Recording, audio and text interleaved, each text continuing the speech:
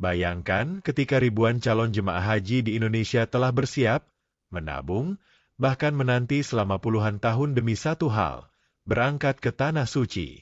Tapi apa jadinya jika tiba-tiba, kuota haji Indonesia untuk tahun 2026 justru dipangkas hingga 50%?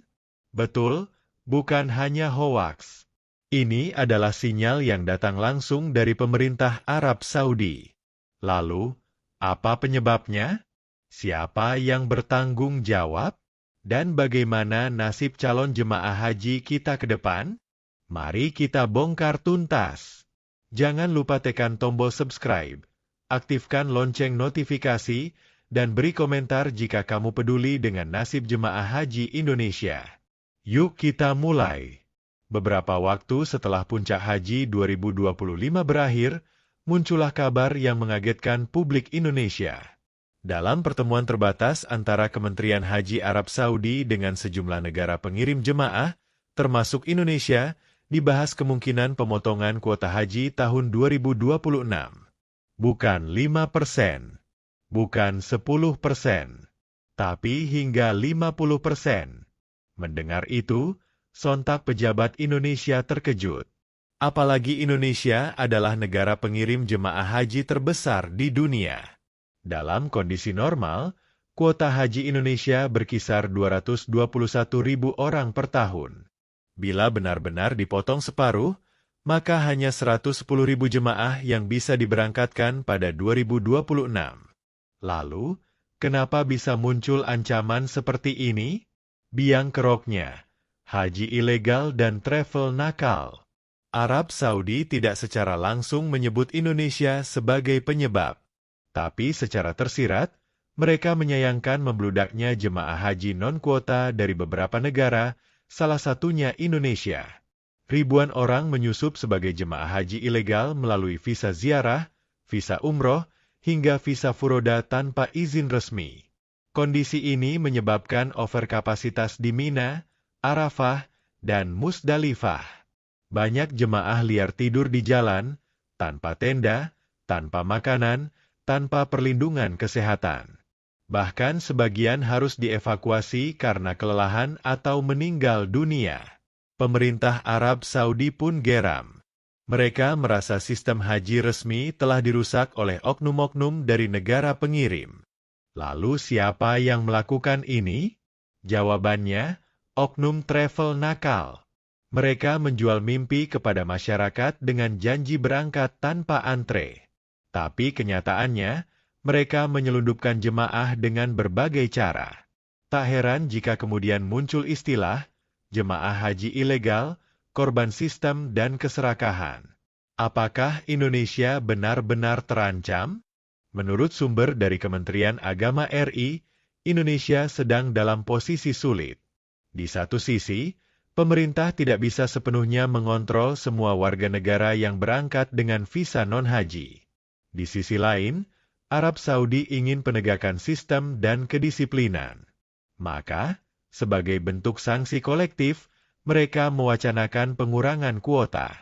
Beberapa diplomat Indonesia telah berupaya melobi.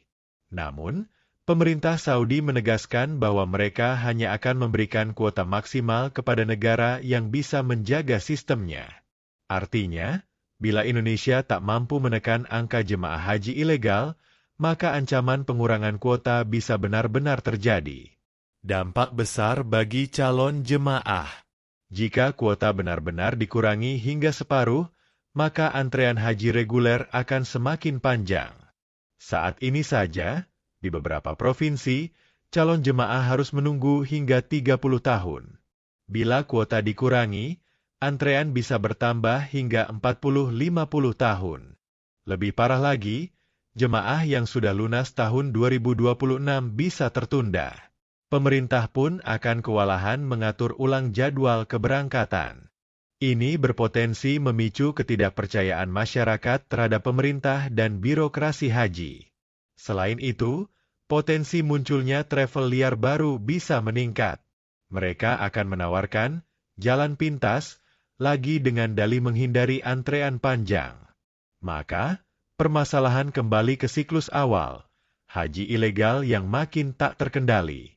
Apa yang harus dilakukan pemerintah? Pemerintah Indonesia harus melakukan beberapa langkah serius. Penegakan hukum, travel nakal harus ditindak tegas. Jika perlu, cabut izin usaha dan jerat dengan pasal penipuan.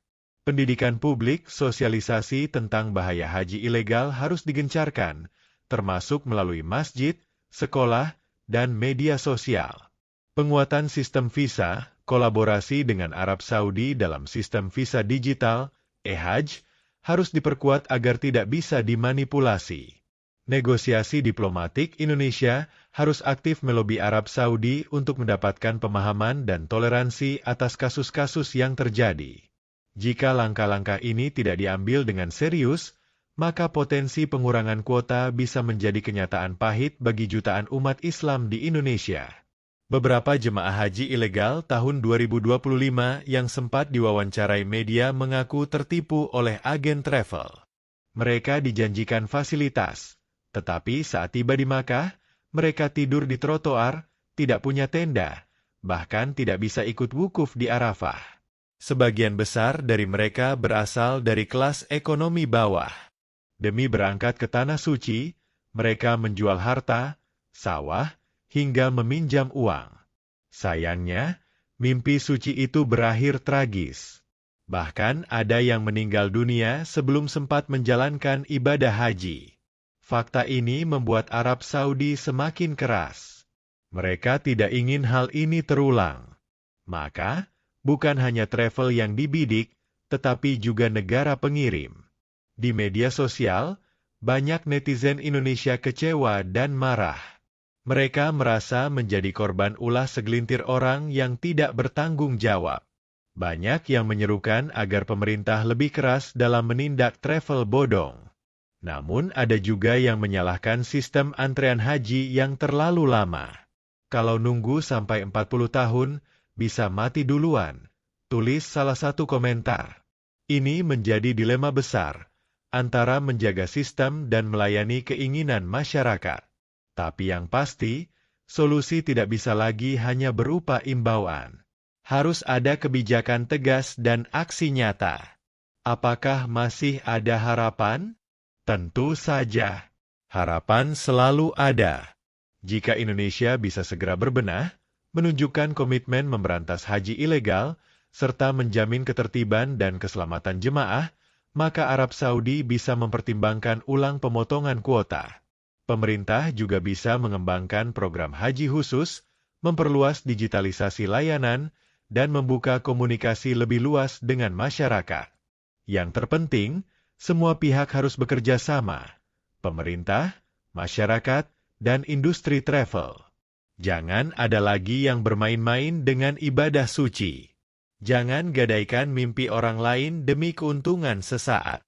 Ancaman pengurangan kuota haji tahun 2026 bukan isapan jempol. Ini adalah alarm keras yang harus kita dengar bersama.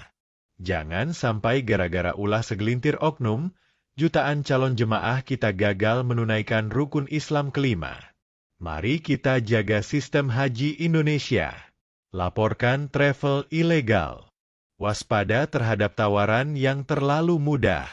Dan mari bersatu agar Indonesia tetap menjadi negara pengirim jemaah terbesar dan paling tertib di dunia. Jika kamu peduli dengan masa depan haji Indonesia, jangan lupa tekan tombol subscribe, aktifkan lonceng, dan bagikan video ini ke orang-orang terdekatmu. Karena suara kita hari ini bisa menyelamatkan ribuan jemaah di masa depan. Sampai jumpa di video berikutnya.